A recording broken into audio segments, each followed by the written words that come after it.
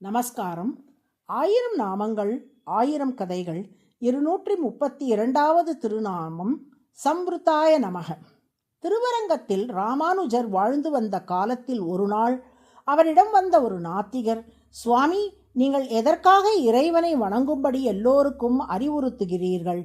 நான் தினமும் உழைக்கிறேன், அதற்கேற்ற ஊதியத்தை பெறுகிறேன், என் குடும்பத்தை என் உழைப்பால் நன்றாக பார்த்து கொள்கிறேன். இதற்கு மேல் இறைவனின் அருள் எனக்கு தேவையில்லையே, நான் ஏன் இறைவனை வழிபட வேண்டும் என்று கேட்டார். அதற்கு ராமானுஜர், இனிமேல் நீங்கள் பெறப்போகின்ற செல்வத்துக்காகவோ மகிழ்ச்சிக்காகவோ இறைவனை வழிபட வேண்டும் என்று நான் சொல்லவில்லை. ஆனால் இதுவரை நீங்கள் மகிழ்ச்சியாக இருக்கிறீர்கள் என்றால் அதற்கு இறைவனின் அருள்தான் காரணம் என்றார்.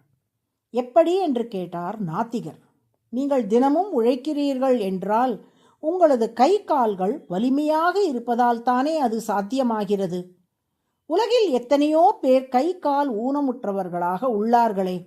அப்படி இல்லாமல் உங்களுக்கு நல்ல உடல் உறுப்புகளையும் ஆரோக்கியத்தையும் இறைவன் தானே உள்ளார். நீங்கள் வயலில் விதை விதைத்தாலும் சரியான நேரத்தில் மழை பொழிந்தால்தானே பயிர் விளையும். அந்த மழையை சரியான நேரத்தில் தருபவர் இறைவன் தானே. உங்களுக்கு நிறைய வருமானம் கிடைத்தாலும் குடும்ப உறுப்பினர்களுக்குள்ளே மனஸ்தாபங்கள் ஏற்பட்டால் நிம்மதியில்லாத நிலை ஏற்படுமே. எவ்வளவு செல்வம் இருந்தாலும் நிம்மதி இல்லாவிட்டால் பயனில்லை. அந்த நிம்மதியை உங்கள் குடும்பத்துக்கு தந்தவன் இறைவன் தானே.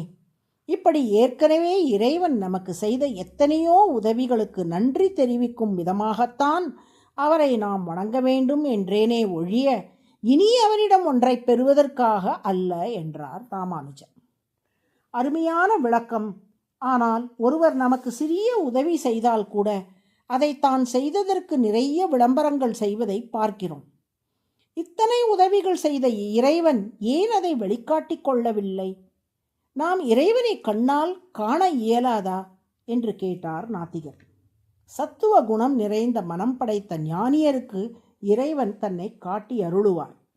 மற்றவர்களுக்கு இறைவன் மறைந்திருந்தபடியே அருள் புரிவார் என்று அதற்கு விடையளித்த ராமானுஜர் அதை விளக்க ஒரு கதையும் சொன்னார். ஒரு மகன் தன் தாய் தந்தையரிடம் சண்டையிட்டு கொண்டு வீட்டை விட்டு வெளியே சென்று அவ்வூரில் உள்ள ஒரு சத்திரத்தில் தங்கினான்.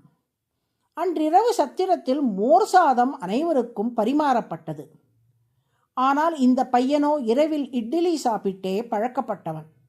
சத்திரத்தில் வழங்கப்பட்ட மோர் சாதத்தை அவன் உண்ண மறுத்துவிட்டான். தன் மகனின் குணத்தை அறிந்த அவனது தாய் ரகசியமாக இட்லியை தயார் செய்து அந்த சத்திரத்துக்கு எடுத்து சென்றாள். சத்திரத்தில் உள்ள சமையல்காரரிடம், என் மகனுக்கு இதை கொடுத்து விடுங்கள், நான் நேரடியாக தந்தால் என் மீது உள்ள கோபத்தால் இதை அவன் சாப்பிட மாட்டான், எனவே நீங்கள் தருவது போல் அவனிடம் தந்துவிடுங்கள் என்று சொன்னாள் அந்த தாய். அதுபோலத்தான் இறைவனும். இறைவன் நமக்கெல்லாம் சுவாமி. நாம் அனைவருக்கும் அவரது தொண்டர்கள். நாம் அனைவரும் அவரது தொண்டர்கள். இந்த உறவு என்பது என்றும் மாறவே மாறாது. அவரது தொண்டர்களாகிய நாம் அவரை மறந்தாலும் நமது தலைவனாகிய இறைவன் இந்த உறவை மறப்பதில்லை. தன் மகன் தன்னை வெறுத்தாலும் தாய் அவனது இருப்பிடம் தேடி சென்று அவனுக்கு பிடித்த உணவை அளிப்பது போல் இறைவனை நாம் வெறுத்தாலும் நமக்குரிய அனைத்து நன்மைகளையும் அவர் செய்கிறார். அந்த தாய் தன் அடையாளத்தை வெளிக்காட்டி கொள்ளாததைப் போலவே இறைவனும் தான் செய்த உதவியை பிரகடனப்படுத்திக் கொள்வதில்லை என்று விளக்கினார். நாத்திகர் மனம் மாறினார். அப்படியானால் நான் என்ன செய்ய வேண்டும் என்று ராமானுஜரிடம் கேட்டார். அரங்கனே நம் அனைவருக்கும் தலைவன். நாம் அவனது தொண்டர்கள். நமக்கும் அவனுக்கும் இருக்கும் உறவை உணர்ந்து அவனது திருவடிகளில் சரணடையுங்கள் என்றார் ராமானுஜர். நமக்கு எத்தனை பேருதவிகள் செய்தாலும் தன்னை வெளிக்காட்டி கொள்ளாமல் இருப்பதால் திருமால் சம்ருத என்று அழைக்கப்படுகிறார். சம்ருத என்றால் மறைந்திருப்பவர் என்று பொருள். அதுவே சகஸ்ரநாமத்தின் 232வது திருநாமம். சம்ருத்தாய நமக என்று தினமும் சொல்லி வரும் அன்பர்கள் திருமாலின் அன்புக்கும் அருளுக்கும் பாத்திரமாவார்கள்.